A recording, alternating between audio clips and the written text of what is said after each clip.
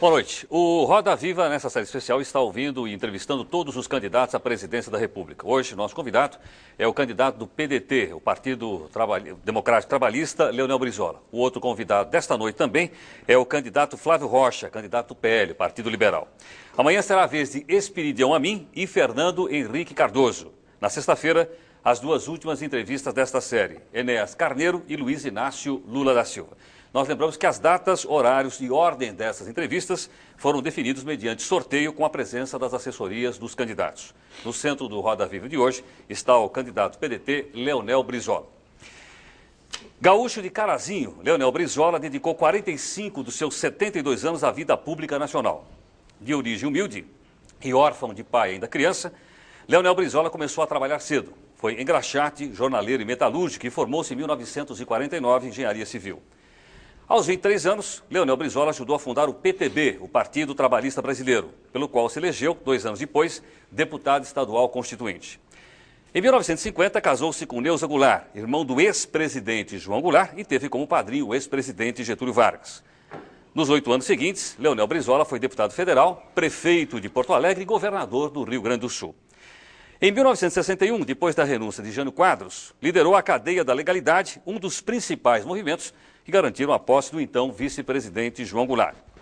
Com o golpe militar de 64, Leonel Brizola foi obrigado a exilar-se, só voltando 15 anos depois com a promulgação da anistia. Impedido de reconstruir o PTB, fundou o PDT. Eleito governador do Rio de Janeiro por 2 vezes, em 1982 e 90, Leonel Brizola candidatou-se à presidência da República nas últimas eleições, ficando em terceiro lugar no primeiro turno com 11 milhões de votos. Para entrevistar o candidato do PDT, Leonel Brizola, nós convidamos os jornalistas. Fernando Mitre, diretor executivo do Jornal da Tarde. Josemar Gimenez, chefe da redação da sucursal paulista do Jornal o Globo. Clóvis Rossi, repórter e colunista do Jornal Folha de São Paulo. José Paulo Kupfer é editor-chefe da sucursal paulista do Zero Hora. Rui Xavier, que é coordenador de política do Jornal Estado de São Paulo. Ibsen Spartacus, chefe de reportagem do Jornal do Brasil, sucursal de São Paulo. O Roda Viva é transmitido ao vivo por 23 emissoras de televisão de todo o país. Você pode participar também dessa entrevista através do telefone 252-6525. 252-6525. A Shizuka, a Cristina e a Ana estarão anotando aqui suas perguntas. Se você preferir o fax, é 874-3454. 874-3454. Governador Leonel Brizola, boa noite. Boa noite. Governador, nós estamos fazendo essa pergunta a todos os candidatos entrevistados aqui pelo Roda Viva e nós gostaríamos que o senhor nos dissesse o seguinte. Qual é a estratégia do senhor daqui para frente para chegar à presidência da República do Brasil na sua campanha, especialmente com a divulgação hoje da pesquisa do Vox Populi, que diz que em São Paulo o senhor tem menos voto do que o candidato do PRONA, o doutor Enéas Carneiro? Por que essa referência do Enéas? Não entendi bem. A referência, governador, é que o candidato Enéas é de um partido menor que o do senhor. O senhor tem um partido maior, consequentemente, nós esperaríamos que o senhor tivesse melhores condições de se desenvolver. Eu estranho pelo seguinte, porque as pesquisas estão sob desconfiança pública. E acho que as pesquisas com a mídia têm feito um trabalho procurando induzir a opinião coletiva. Depois vão se ajustar lá adiante, principalmente a boca da urna, porque, do contrário, se desmoralizariam. Mas até lá podem desenvolver um trabalho muito negativo para os partidos e positivo para outros. Eu acho que nesse momento as pesquisas trabalham para favorecer um candidato e colocar outro lá em cima para derrotá-lo.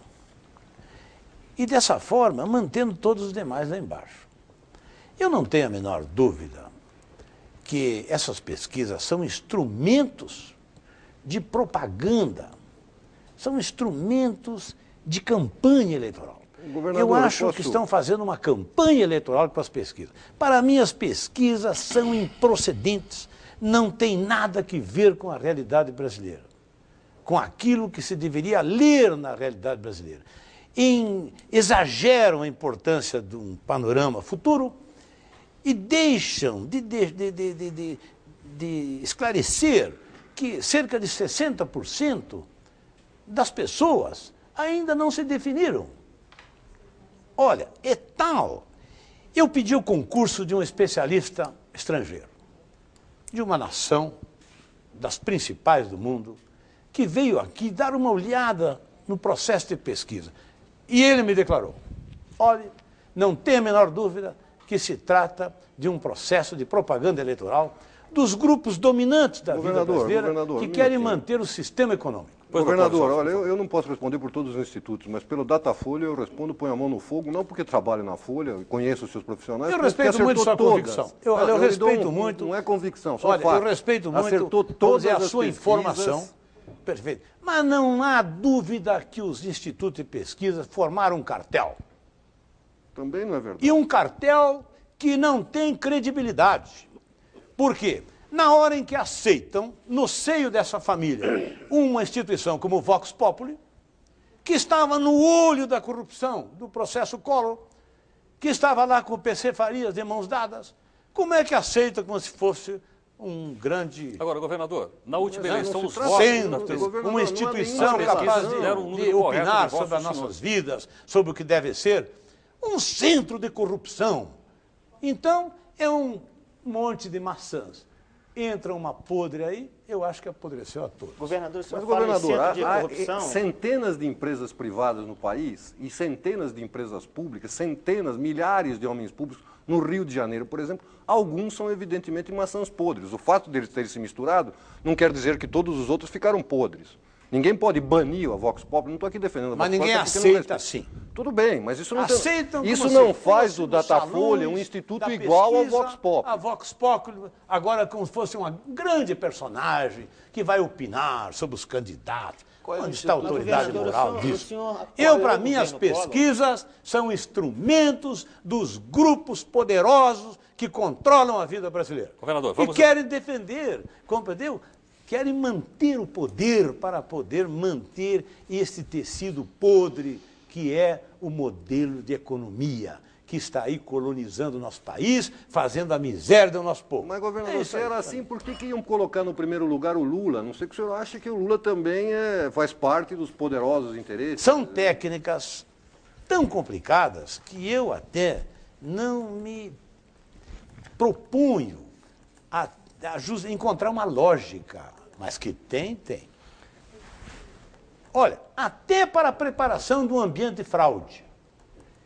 Você se recorda do que aconteceu comigo no Rio de Janeiro? Eles não estavam treinados, nós estávamos saindo do controle pela força para controlar o país por outros meios. Então intentaram aquela fraude da Proconsult. As pesquisas trabalharam ali também. Governador. E eu só rompi aquilo porque o Homero Sanches resolveu divulgar uma pesquisa que custou o seu emprego na Globo. Ele resolveu divulgar aquela pesquisa, que não era para divulgar. Ficaram extremamente revoltados contra ele. E ao divulgar aquela pesquisa, garantiu a minha eleição.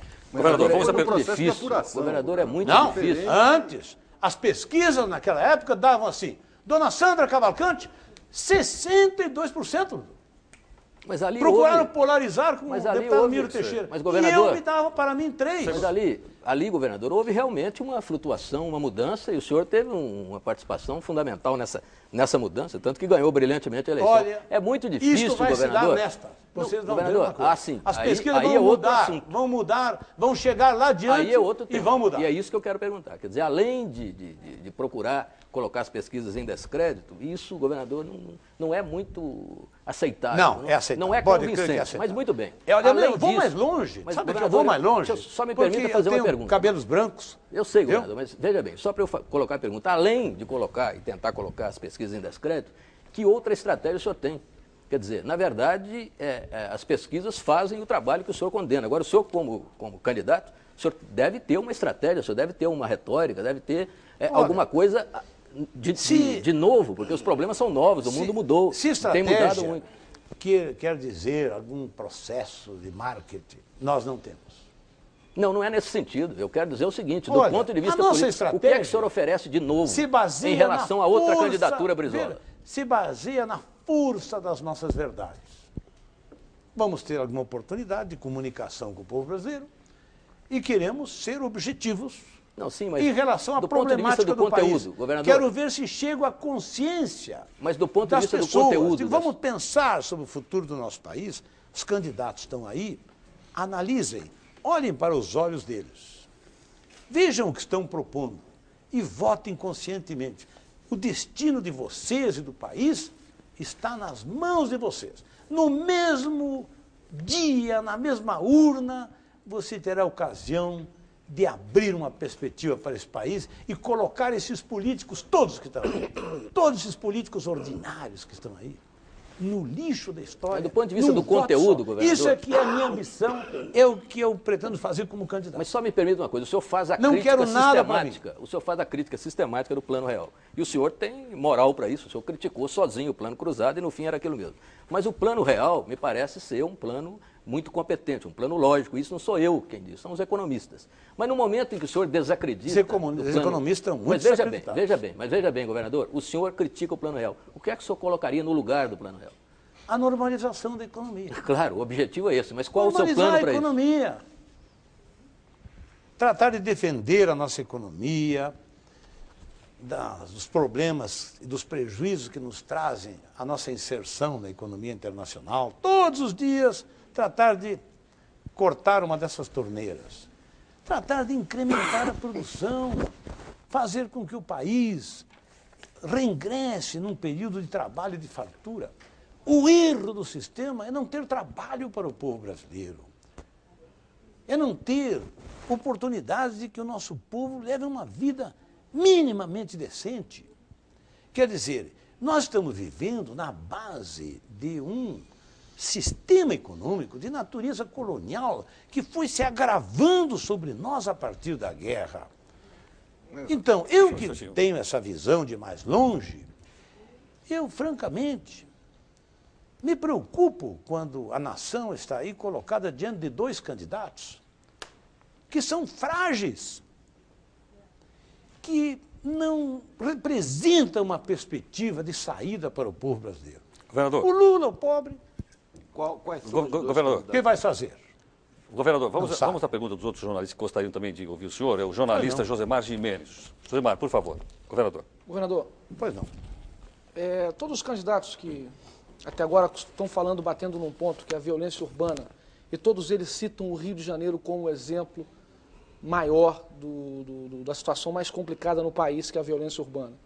Eu tenho duas perguntas numa só. Primeiro, o senhor se sente culpado por ter, nos últimos 10 anos, ter comandado o Rio de Janeiro pelo Estado que está hoje lá a violência? E a segunda pergunta é que soluções o senhor, como presidente do Brasil... Deixa eu responder a primeira. Pode. Permite? Eu, pelo contrário, sabe que eu me sinto confortado de ter tido essa oportunidade de governar o Rio de Janeiro 2 vezes.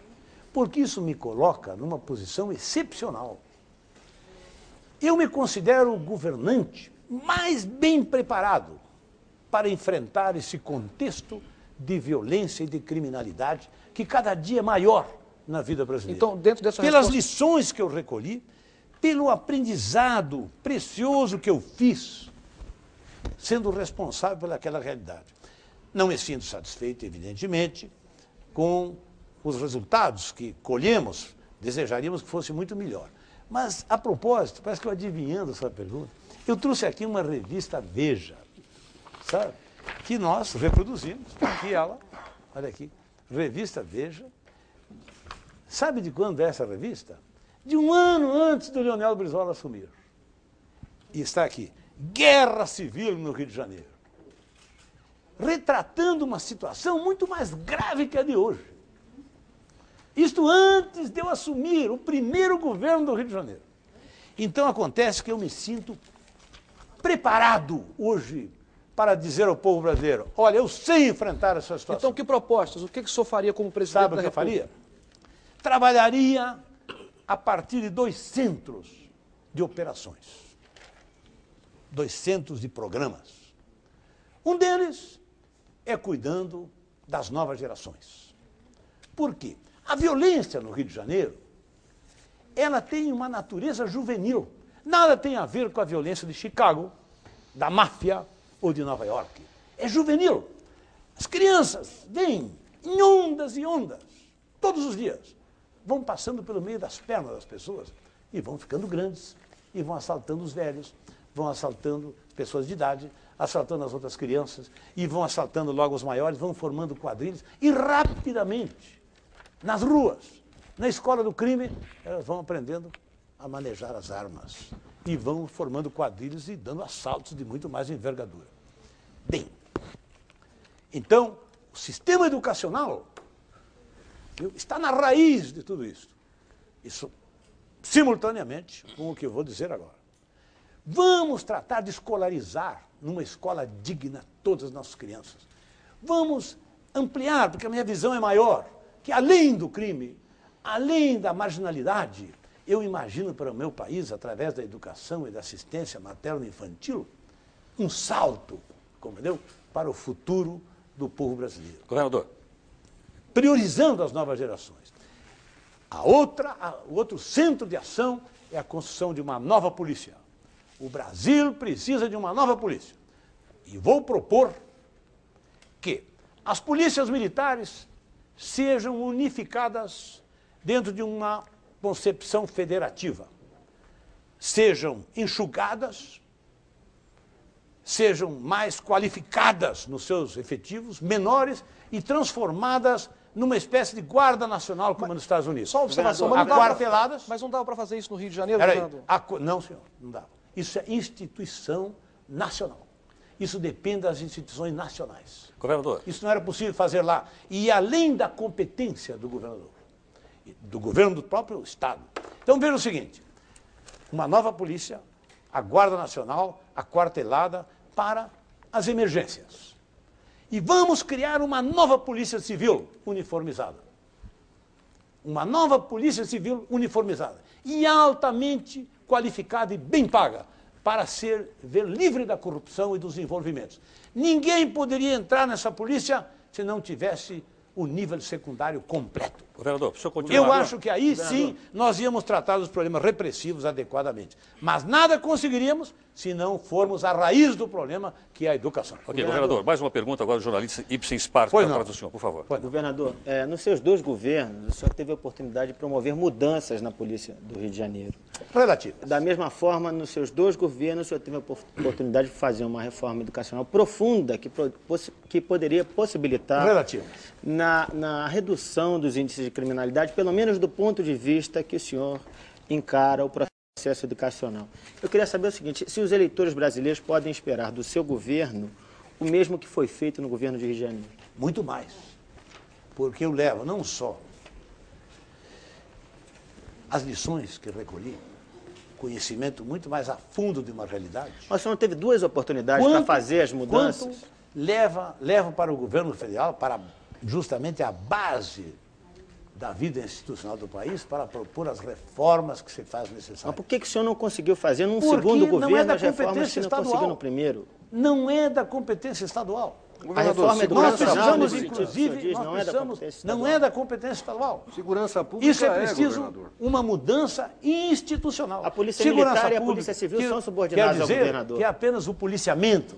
Então eu digo o seguinte, qual foi o governo do Rio de Janeiro que teve maior êxito do que o meu nessa matéria? Nenhum. O governo Moreira Franco estimulou o extermínio.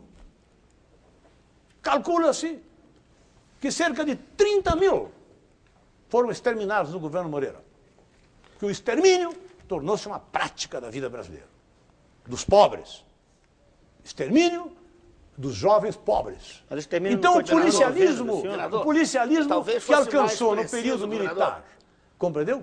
O auge foi justamente que introduziu o sistema do extermínio. Pois bem, onde é o Estado que tem cerca de 200 matadores presos? Muitos deles condenados, outros processados e outros em investigação. Fala-se no jogo do bicho, que é uma base da contravenção e, por conseguinte, de recursos, de meios, compreendeu? Que, no fundo, se interligam com o processo de violência e criminalidade. Aonde é que os bicheiros estão presos? José Paulo, por favor. Por que estão presos? Porque uma juíza deu uma sentença. Por que deu? Porque havia um processo. Quem organizou esse processo? Nós. Desde o meu primeiro governo. E lá ficou, no governo do senhor Moreira Franco, engavetado esse processo. Que nós, ao eu assumir o governo novamente, desengavetamos. Mas esse processo e foi chegou para a ao mão da cerne juíza. do seu governo Eu apenas também. queria... Esse processo chegou ao cerne do seu governo. Várias pessoas da cúpula da Polícia Civil foram envolvidas Isso no é uma processo. outra questão. Isto é aquele papelório que apareceu lá misteriosamente, sobre o qual só se fez uma perícia, porque tratamos de fazê-la aqui em São Paulo. Governador, eu queria dizer que o Entendeu? senhor acabou de Demonstrando responder. que aquilo tudo é falso. Viu, governador? Aquilo ali foi uma grande armação visando nos atingir. Governador, o senhor acabou de responder também a pergunta dos nossos telespectadores, governador, que estão participando por telefone, uma porção de perguntas aqui para o senhor e também por fax. O senhor Newton, de São Paulo, que perguntava exatamente sobre a questão da segurança. O jornalista José Paulo Couto, por favor. Governador, uma honra estar mais uma vez aqui nesse programa diante do senhor. Se não me engano, há pouco mais de um ano atrás, ou talvez um pouco menos, o senhor levou 1 hora e 5 minutos para responder a primeira pergunta que nós tínhamos feito nessa roda. Hoje até a coisa está melhor. É um bom cronometrista, hein? Exatamente porque eu marquei. Não me dou conta. E o senhor jurou naquela ocasião que não seria candidato à presidência. Sim, senhor, não tinha intenção. Tinha mais. Lembra até de disso? me retirar. Sim, o senhor disse que exatamente já não tinha mais, Sim, senhor. já não tinha mais De me vontade, retirar. inclusive, de... É verdade. Tem Concorrente. toda a razão. Mas já que o senhor está aqui... E vou lhe explicar por que eu resolvi reexaminar a minha posição. Porque eu não vi perspectiva do nosso país. Pois Eu é. acho que esses dois Sabendo candidatos disso. que estão aí promovendo, que a imprensa brasileira está promovendo como se foram os candidatos do partido único. Um para ganhar, outro para perder. Eu acho que são mãos frágeis, são inexperientes. Eles não vão mudar Sabendo nada. disso, E esse país precisa de mudança. E reconhecendo muito claramente o seu papel histórico, a sua história, a sua estrutura e o seu peso como candidato. O meu currículo, vamos exatamente, resumir? Eu O queria meu currículo. mudar um pouco essa nossa linha e perguntar para o senhor sobre um assunto talvez um pouco árido, que eu espero que o senhor seja sucinto. Desde na que sua não resposta. seja casca de banana, Não, não é. não seja uma problema provocação, tributário. porque eu não vim aqui para isso. É Quero problema dizer com toda a tributário, lealdade.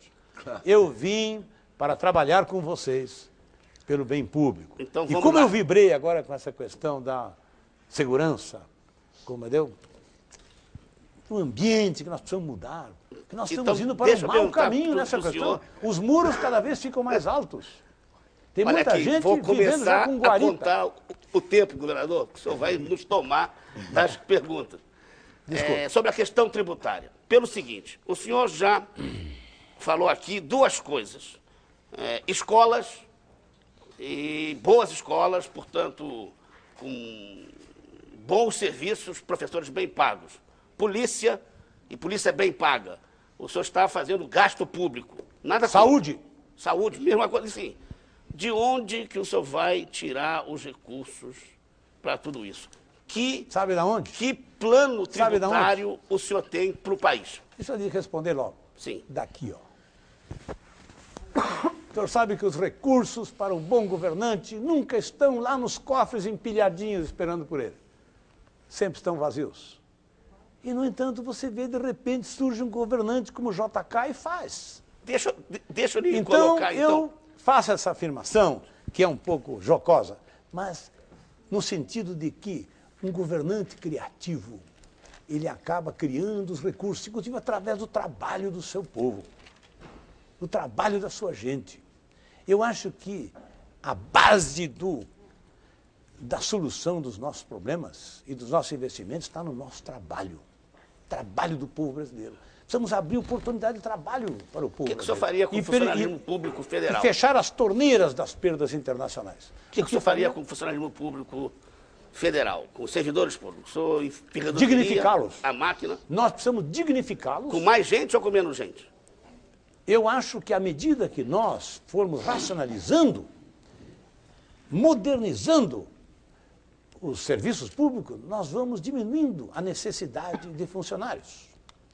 Mas para isso não podemos adotar aquela posição primária, chegar lá, bem, vamos demitir em massa, porque isso aí são administradores primários, tanto na vida pública quanto nas atividades privadas, que querem corrigir, sanear as empresas ou o poder público à custa do emprego da nossa gente. Governador, para não, simplificar, eu acho que nós precisamos racionalizar o Estado. E vamos remanejando, vamos preparando pessoal de uma área para servir noutra. Por exemplo, eu vou desenvolver o ensino amplamente. É possível que reaproveite quantidade de funcionários na rede nova. Mas, governador, olha um caso específico aqui que poderá até ilustrar o que o senhor está falando. Agora, e que continua da sequência à pergunta do Kupfer. O caso da Previdência Social, por exemplo. Este ano, a Previdência deve arrecadar 23 bilhões de dólares e precisa pagar 3 bilhões a mais só de benefícios. Como é que o senhor faria com esse pepino? Perfeito. Só para dizer também que essa pergunta aqui, governador, foi mandada ao senhor pelo senhor Antônio Gomes, que nos passou as regras, para depois chegarmos lá. Se o senhor chegar nesse específico, aí a gente já tem uma ideia de como o senhor vai governar. Eu tenho uma tradição a esse respeito. Eu nunca fui empreguista. Tanto que em todos os governos que existi, eu sempre assumi com um número de funcionários e deixei com um número menor. Também nunca fui um governante atrabilhário que quer sanear as coisas à custa da miséria de famílias de funcionários que precisam daquele emprego. Embora encontrando uma situação inchada, injustificável. Sempre entendi que precisamos adotar medidas. Eu, por exemplo, deixei de nomear. Não nomeio, a não ser aqueles cargos de confiança ou serviços especiais, como era o caso da polícia, era o caso dos professores. Mas assim mesmo, no Rio de Janeiro, pode escrever aí. Entreguei o governo com 25 mil funcionários a menos. E não demiti ninguém. Não fiz nenhuma demissão em massa. Não fiz essa injustiça contra pobres servidores. Eu acho que no governo federal bastará adotar uma política semelhante. Vamos aprimorar o pessoal. Vamos fazer com que as repartições funcionem com o número necessário de servidores. Nem mais nem menos. Porque os servidores a mais numa repartição atrapalham. Gastam. Tá certo. Agora, é preferível mandá-los então, agora podemos chegar à questão da Previdência, que o senhor prometeu responder. 23 bilhões de arrecadação é uma situação das mais de complexas do conjunto da administração federal. Eu acho que o problema do pessoal na Previdência, ele é até secundário. O problema mais complexo na Previdência é a sua estrutura. A estruturação da sua receita com os seus encargos. Eu creio que a Previdência necessita ser subdividida. Ela precisa ser descentralizada. Porque antes já tivemos um tempo melhor a respeito da Previdência. Ela passou a se complicar depois que unificaram e transformaram aquilo tudo num gigante, num grande elefante, lento, ineficiente, compreendeu? E desorganizado. Nós precisamos dividir a Previdência. E precisamos encarar com espírito público, com clarividência, sem medo, a questão da colaboração da Previdência privada com a Previdência pública. Eu queria perguntar exatamente isso aí. Eu não a favor disso, então. O senhor defende isso, então? Eu defendo a cooperação das duas Previdências. Uma Previdência mista, o senhor defende. Acho que temos que evitar os quistos, o apartheid, aí, porque não se justifica de ter Previdência Social para só os que podem pagar. Governador. Ser humano, nós somos todos iguais. Nós nascemos e morremos e não levamos nada. Eu não justifico o privilégio. Então eu acho que é preciso haver uma cooperação da Previdência Pública com a privada, para que todos tenham acesso a esses benefícios, governador, que são hoje conquistas humanas por toda parte. Eu tenho 3 perguntas aqui de telespectadores para o senhor. O senhor Eduardo Barioni, a dona Cira Santos de São Paulo, o senhor Rubens Lima de Perus, dona Yara de Oliveira de Pinheiros e também o senhor Marinho da Rocha, todos de São Paulo. Eles querem saber o seguinte do senhor. O que é que o senhor pensa da privatização das estatais e como é que isso se coloca dentro do plano econômico de governo do senhor, caso o senhor venha a ser eleito presidente da República? Eu respondo com o maior prazer, muito honrado com essas perguntas, pela atenção que o nosso diálogo aqui está merecendo. Eu vou dizer o que sempre pensei, e que eu, inclusive, creio que afirmei aqui, numa outra oportunidade. Eu considero que, em princípio, o que deve prevalecer é a livre iniciativa das pessoas. Para tudo, cada um quer morar onde quer morar, estudar o que profissão quiser, enfim, ser livre.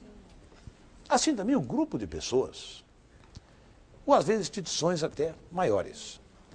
Ocorre que a vida humana, as coletividades humanas vêm se tornando cada vez mais complexas e vai exigindo a presença do Estado, regulando, mediando, estruturando a livre convivência de todos.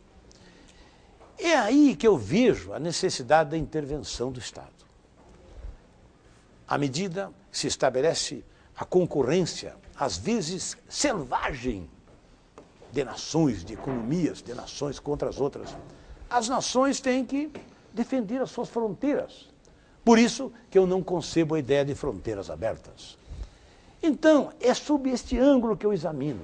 Tudo aquilo que o Estado não necessitar intervir para defender a causa essencial da coletividade, não tem por que o Estado permanecer ali.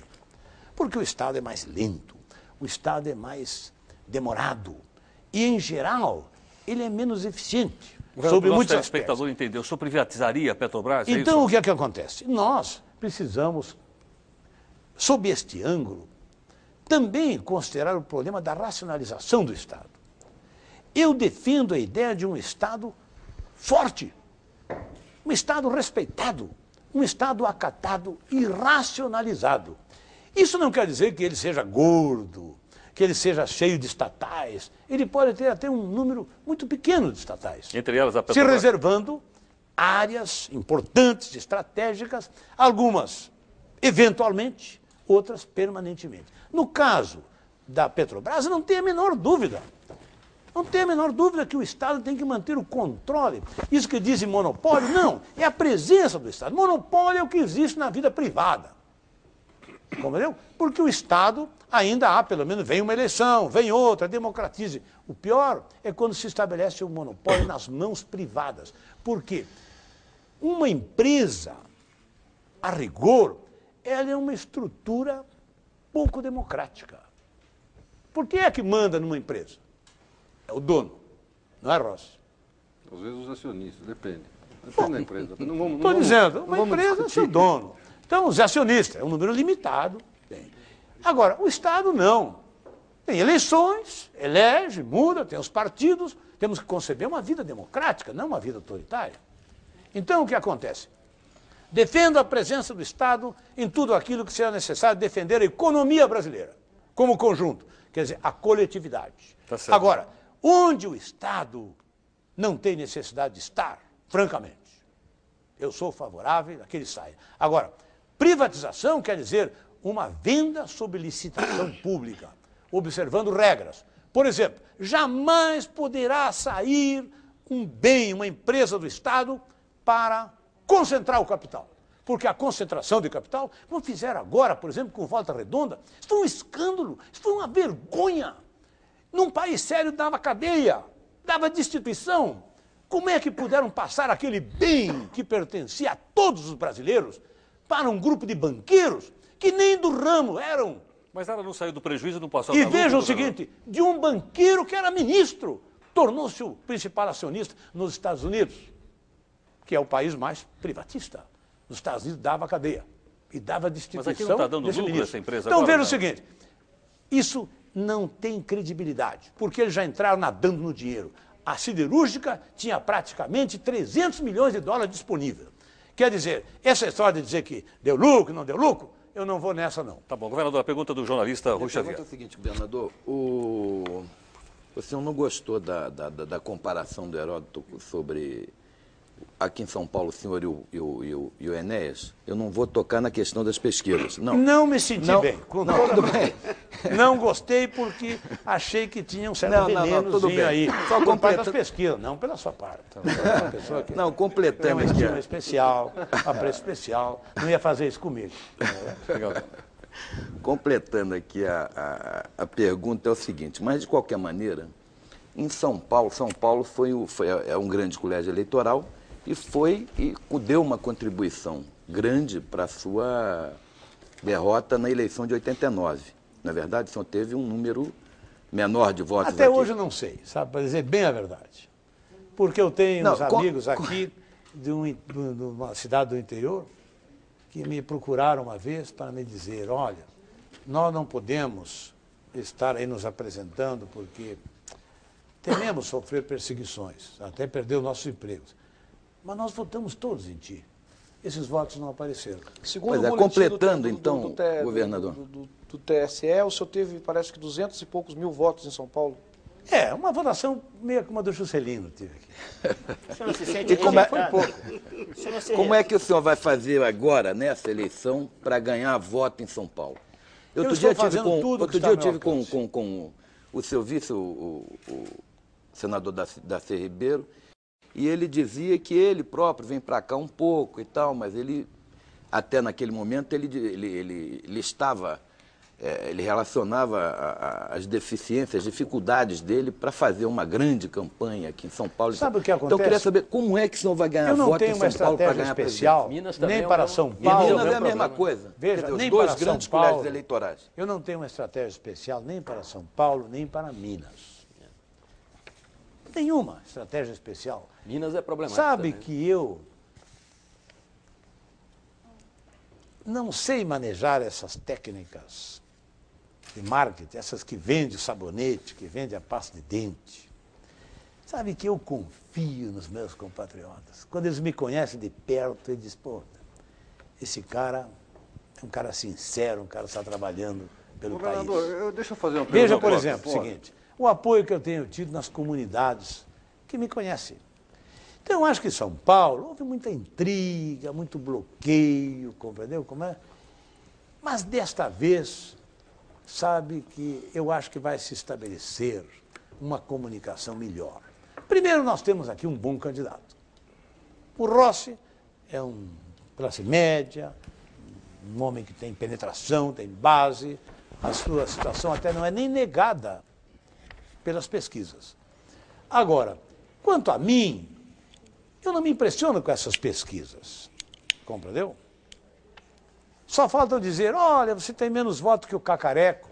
Governador, Acho que as pesquisas podiam dizer isso. Eu queria ficar no seu argumento. Porque, na verdade, eu confio na consciência política do povo de São Paulo. Mas eu acho que nenhum programa possível nacional sem São Paulo. Deixa eu fazer uma pergunta a propósito dessa... O senhor disse que a conversa olho no olho durante o programa eleitoral, em pouco tempo o senhor ganha confiança. Agora eu gostaria de ler duas frases suas a respeito da mesma pessoa, Fernando Henrique Cardoso. Quando Fernando Henrique Cardoso assume o ministério, Leonel de Moura Brizola declara a respeito dele, abre aspas, ele é hábil, inteligente, preparado e moderno. Vai dar oxigênio ao governo. É a impressão que eu tinha. Aí, ao sair do ministério, o senhor diz o seguinte, é um inoperante, não sabe decidir, é um cativo dos tecnocratas. Sim, senhor. Eu provei isso televisão e julgo... Sou da minha decepção, Rossi. Você sabe que eu fui lá tratar com ele da questão da linha vermelha e passei a observar, era a impressão de um grande acadêmico, grande professor, um teórico, um homem que todo mundo elogiava, só pode ser bom. Agora eu fui lá tratar com ele, me deu pena. Ele não é um executivo, ele é um indeciso, ele é um trêmulo diante dos tecnocratas. O presidente querendo dar uma solução, pedindo para ele uma solução, e ele não sabia. Ao ponto que, se dependesse dele, a linha vermelha não tinha terminado, estava parada até hoje. Podia continuar porque nessa não linha. teve capacidade de dar uma solução. Eu é que fui propor ao presidente Tamares, o presidente, eu acho que daquele mato não sai coelho, só me desculpe. O senhor podia continuar nessa Só linha, me permite eu lhe governador? apresentar uma sugestão para encontrarmos uma saída? Se permite, muito não. Aí eu apresentei uma proposta a ele para desbloquear lá um recurso do Estado, que representaria uma receita suplementar, e eu faço, então, com os recursos do Estado. O senhor podia continuar nessa linha e fazer uma avaliação dos outros candidatos, governador? Mais que isso, governador? Eu acho que o Fernando Henrique, dos se outros, dependesse de mim, outros. eu o levaria, no máximo, para o Ministério das Relações Exteriores. No máximo, ali. Qualquer outra atividade executiva. Também Ministério da Cultura, Ministério da Cultura, eu acho que caberia bem. Posso lhe fazer uma perguntinha? Esse é o meu conceito que tem. Acho que ele é mão frágil para pegar o timão desse barco que está em dificuldade, em águas revoltas. Está em dificuldade. Eu acho, francamente, que nem esse plano é da autoria dele. Nem poderia ele até ser, teve dificuldade de entender o plano. E os ele não é economista, governador? O senhor pretende fazer pessoalmente o plano? Até. Não é só economista, não é administrador. O senhor está pretendendo fazer pessoalmente o plano? Ele está se apresentando aí pelo país como se fosse o autor do plano. Sabe que eu encontrei um outdoor numa cidade lá do Mato Grosso, norte do Mato Grosso, anteontem? Dizer, vote no plano real. Fernando Henrique. Mas o senhor pretende fazer pessoalmente o plano? Autor do plano real. Quer dizer, ele não é autor. Mas, governador, o seu plano será feito... A Argentina adotaram o plano. E também não é dos argentinos. Governador, o seu plano será feito pessoalmente pelo senhor? O senhor não vai usar economistas, técnicos? Vou, mas comigo na direção. Comigo na direção. Governador, se o senhor cometeu um tremendo erro de julgamento a respeito do Fernando Henrique Cardoso, como o senhor próprio admite na comparação das duas declarações, quem me garante que o senhor não vai cometer o mesmo erro ao selecionar os homens? Mas isso é uma expectativa. Isso aí foi uma declaração de expectativa, de bons votos, de encômios, compreendeu? Ao senhor Fernando Henrique. Ele estava assumindo. Agora, eu fui lá, comprovei, decepcionado, porque eu gostaria que ele fosse diferente. E ele apresentou ali perante o nosso trabalho comum como um pusilânime, como um homem fraco, como alguém que não tem capacidade de decisão. Eu lhe digo sinceramente, acho preocupante isso que querem fazer. Governador, e os demais... Ele vai ser um novo Collor. Estão colocando lá um novo Collor. Essa é a impressão que eu tenho. Um novo Collor. E acho que o Collor ainda não lhe faltava certa capacidade de decisão. Então, estamos todos querendo saber a sua avaliação dos outros candidatos, mas eu queria, talvez, fechar um pouco a questão. Me permite fazer só de dois, porque os dois estão indo na tudo frente. Bem. Esse é o outro. Eu vou aproveitar essa chance rara de tentar entender, pelas suas palavras, essa briga com o Lula. Sempre me pareceu que o campo... Eu custei entender essa também. Como? Em que Lula... Claro que custei entender. Eu cheguei aqui e fui visitar o Lula. Me recebeu como um imperador. Lá, sentado, com o peito na frente, compreendeu? Dono do ABC. Então, isso que eu ia perguntar para o senhor. Não é uma questão de vaidade entre o senhor e ele, essa desavença? Ou tem... Não há desavença. Não há desavença. Não é uma vaidade, há uma incompatibilidade. Pelo campo. Nós pensamos diferente. O Lula é a espuma da história. Ele nunca... Ele não teve o plano de entrar ainda em águas mais profundas. O Lula está dentro do sistema, a sua mente está dentro do modelo econômico, como o do Fernando Henrique. Só que o Lula vem por baixo, o Fernando Henrique por cima. Eles estão se acotovelando, as duas equipes, para executar o mesmo programa neoliberal. Tanto que tem muitos analistas norte-americanos, nas universidades, na imprensa, o programa do Lula de que acham, não é meio forte, não? Sim, senhor. Mas qual é a diferença do Mercadante, desse pessoal lá do Lula, e da Conceição Tavares? Eu acho que há uma Na hora diferença. de chegar nos PHDs, ficam todos iguais. Se nivelam. Pode crer. Se acotovelam para executar o mesmo programa. Agora, mas sabe PhD o senhor tem também. Que o meu julgamento principal... Enfim, o senhor tem um PhD que, além de ser brilhante, fala com um sotaque americano. Que é o professor Magabeira Unga, sim. Ah, bom. Mas isso é uma outra questão. Ele é um colaborador, é um quadro do nosso partido. PhD, nós não estamos fazendo ele candidato governador, da a coisa está no mínimo empatada. Não está dentro da nossa análise. E é admirável que um homem como ele, professor de Harvard, pense como nós. Governador. Chega e diz, há perdas internacionais da economia brasileira. Governador, sabe que isso aí, para um PhD afirmar isto, não é brincadeira. Mas permita que eu diga o seguinte, eu impugno nas duas candidaturas e vou dizer ao povo brasileiro, Digo, olha, meus compatriotas, vocês são livres, vocês são independentes. Desde os 16 anos você pode elaborar um voto e dar. Vocês são independentes. Ninguém pode fazer nada contra vocês. Ninguém pode fazer nada, contra vocês, por vocês darem o voto da maneira que vocês quiserem. Agora, estes dois, francamente. Então vou dizer por quê. Só para concluir, um minuto. É o seguinte, sabe qual é o problema desses dois? É uma coisa que aparentemente, dita por mim, pode pensar que eu estou puxando, eu, gaúcho, né, puxando brasa para o meu assado aqui. Não é, não. Estou dizendo sinceramente, porque isso é uma convicção. O mal desses dois chama-se inexperiência. E a inexperiência é um dado crucial para um governante quando o país está em crise, está em dificuldade. Foi o que enterrou o Collor. O Collor caiu pela sua inexperiência. Porque se ele tivesse o mínimo de experiência, ele jamais permitia que os seus amigos fizessem o que fizeram. Governador, eu tenho uma pergunta. E eu acho que o Lula é a própria inexperiência, ainda tem o agravante, o Lula, que não gosta de trabalhar. Seu governador.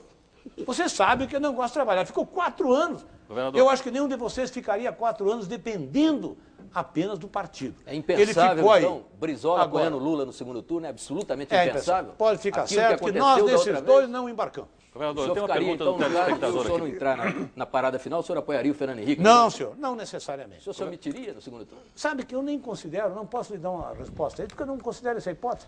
Eu acho que é um dos dois que vão ter que pensar. Agora, quem vai apoiar no segundo turno? Eu acho que um dos dois vai cair. O senhor não leva em conta nenhuma outra hipótese. Por exemplo, a minha ou o Quércia, o senhor não leva em conta? Levo em conta. Levo muito em conta. Tanto que eu estou dirigindo a ambos mensagens pessoais. E tenho intermediários. Existe realmente intermediários, olha, tem intermediários importantes nessa mensagem que eu estou dirigindo a ambos. Você sabe quais são as mensagens. Que eles deviam pensar, deviam considerar, assim como ocorreu no tempo do presidente Vargas. Adhemar de Barros desistiu da sua candidatura para fortalecer o Getúlio. Getúlio venceu, estava ali um esquema de poder que serviu a São Paulo e serviu ao país. É isso que eu acho.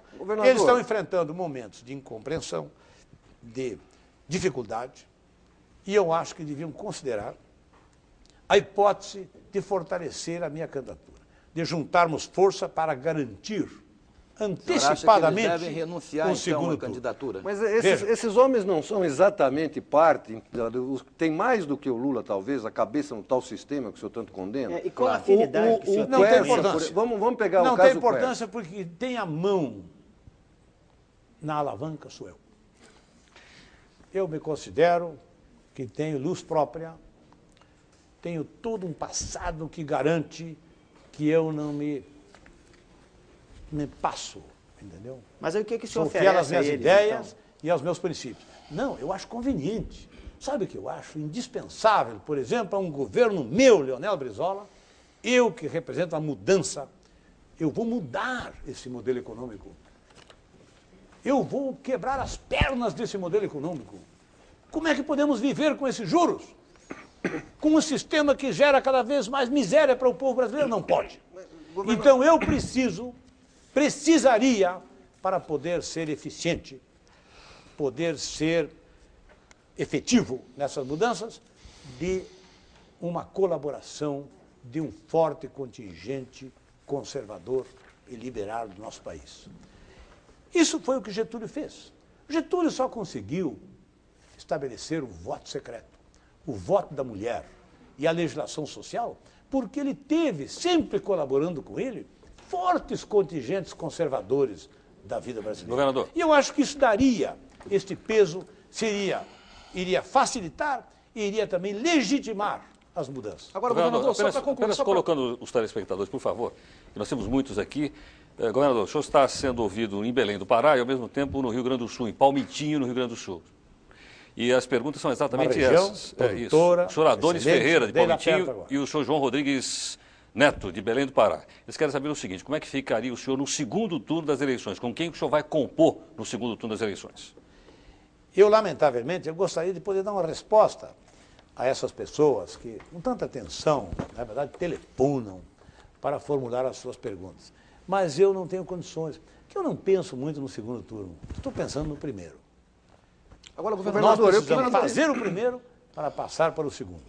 Porque eu penso grande, para sairmos da crise só pensando grande. Você sabe o que eu penso? Eu vou me comunicar com o povo brasileiro. Eu quero fazer tudo para que ele tenha informação. E ele vai verificar que ele precisa eleger um presidente com grande maioria. E eu vou pedir essa maioria a ele. Você quer que eu vá? Eu vou. Mas você tem que me dar uma maioria tão grande que nem a fraude consiga nos tirar a nossa vitória. Segundo, eu preciso de maioria no Congresso. Eu sei que vocês estão me olhando com os olhos de quem diz, mas é um sonhador esse camarada, sabe? Depois de cabelos brancos, passou a ser um sonhador. Mas não, governador, que quando o povo se une, ele é capaz de um milagre.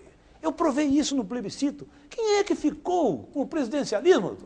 Todos os políticos, a maioria de vocês, jornalistas, a imprensa brasileira, o Congresso, o presidente da República, político importante nesse país estava com o parlamentarismo. Só ficou o PDT, praticamente, e o seu líder. Resolvemos algumas questões internas que tivemos e fechamos a questão. Quer dizer, em suma, o povo brasileiro praticamente sozinho liquidou com aquela aventura por 70% dos votos válidos.